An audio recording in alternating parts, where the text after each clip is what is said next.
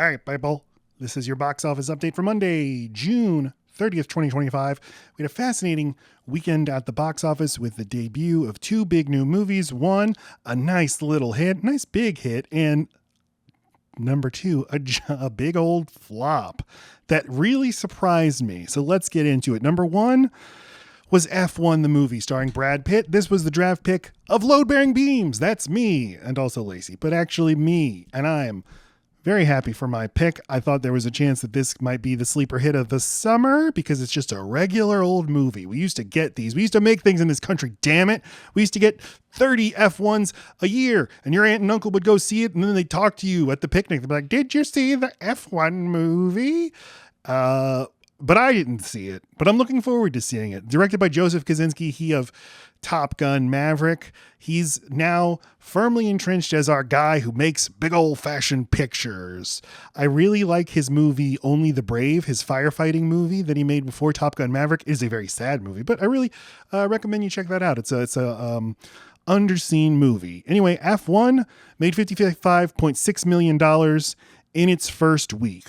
In second place was How to Train Your Dragon. In its third week, made $19 million, $200 million total for How to Train Your Dragon. This was drafted by Cinematic Joshua.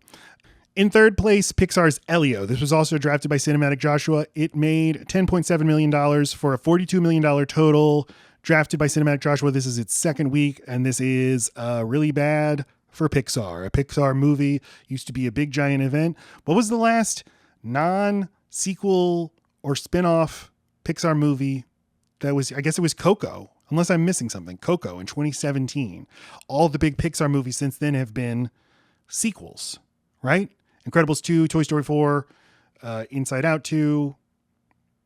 Am I missing something? Yeah, it's been a long time since the brand Pixar itself was enough to get people to go to the theaters. So number 4, the big surprise. I really thought this was going to be big. M3gan 2. Drafted by Drooby Dooby's Movies, opened at number 4 with $10.2 million. Scott Mendelson, in his box office column, he said that quietly Blumhouse is maybe becoming having like Marvel Studios level struggles, and that maybe they misunderstood what they were, what their role is, and in trying to level up, trying to chase some of their giant box office highs, like the 2018 Halloween. Or like Get Out, that they've moved too far away from their really low budget, roots, their bread and butter. And when M3gan 1 was a giant hit 2 years ago, based on like this viral marketing campaign, they really doubled down on that idea. But I thought it was a good idea to make M3gan the hero this time, to do a Terminator 2 swerve, but audiences did not care. And on Bloody Disgusting, I read, sorry, I don't remember who wrote this, that this is misunderstanding your horror audience, that they don't want a sci-fi movie. They don't want an action movie. They want a horror movie. And you failed to deliver on what people wanted in a M3gan movie. Number 5, 28 years later, this was drafted by Jen Walks Into Walls, $9.7 million for a $50 million total. In sixth place, Lilo and Stitch with $6.9 million for a $400 million total in its 6-week, drafted by Neophyte Reviews. 7th place, Mission Impossible 8, $4.2 million, $186 million total in its 6-week, drafted by Jen Walks Into Walls. Materialists is at number 8, $3 million in its 3rd week, and it stands at $30 million total. This was drafted by Neophyte Reviews. 9th place, Ballerina with $2.1 million for a $55 million total in its 4th week.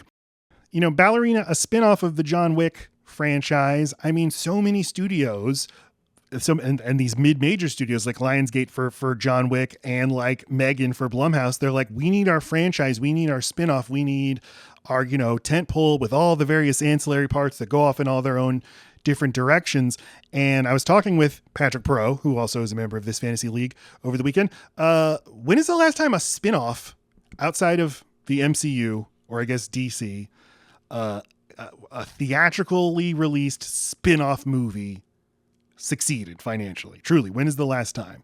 And I was going back and looking at it, and like, I think maybe the canary in the coal mine for all of this might have actually been Hobbs and Shaw.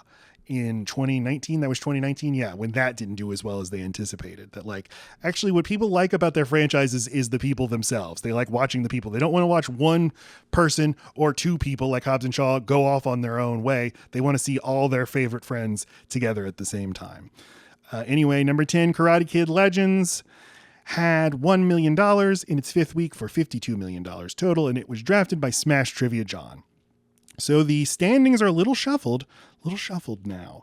Number one, Neophyte Reviews remains a solid number one with $431 million, but taking the second place prize is Cinematic Joshua with $257 million.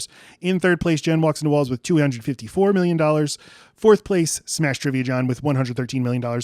Fifth place, Load Bearing Beams, $56 million. Followed by Screen Time Coda, Drooby Dooby's Movies, and Captain Hot Dog. And Patrick Pro and Spooky T still have yet to have movies make any money. So the big movie opening next weekend is Jurassic World Rebirth. It's actually opening Wednesday because Friday is July 4th. They're going to get the 5-day or whatever, the big extended holiday weekend. That's the big movie. And this will make a lot of money, but I'm interested to see how much money. I think it'll do well. I think we can expect something like $350 or $400 million domestic. But Jurassic World, I mean, we just got a Jurassic World 3 years ago. It feels like maybe they should hold back on these movies to make them feel more special. But what do I know? So we'll check in a week to see how all of that went. And Drooby Dooby's Movies has Jurassic World Rebirth. So he will be rocketing up the charts after that movie comes out. Okay, I love you. Goodbye.